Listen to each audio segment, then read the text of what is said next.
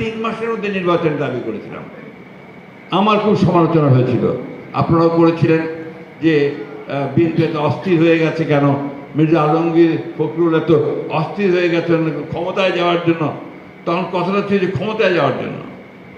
আসলে এখন আপনারাই বলছেন যে ব্যাপারটা ক্ষমতায় যাওয়ার জন্য নয়, ব্যাপারটা হচ্ছে যার শক্তি, যার ক্ষমতা, যার মালিকানা, তার হাতে ক্ষমতা ফিরিয়ে দিতে হবে। রাষ্ট্র কার জন্যে? যারা এখন দায়িত্বে আছে রাষ্ট্র পরিচালনার, তারা এই 1 বছরেও কি এদের খুঁজে পেলেন না? তারা 1 বছরেও কি এই মানুষগুলো যারা এই দেশকে পরিবর্তনের জন্য প্রাণ দিল, রক্ত দিল, তাদের জন্যে একটা তালিকা তৈরি করে সঠিকভাবে তাদের পুনর্বাসনের কোনো ব্যবস্থা করতে পারলেন না? কিছু বললেই আমার 2জন বন্ধু বান্ধব আছেন সরকারের মধ্যে, তারা আমাকে বলেন যে তোমরা তো সবসময় আমাদেরকে আক্রমণ করছো। আর আক্রমণ কখন করা হয়? আক্রমণ তখনই করা হয় যখন ব্যর্থ হও।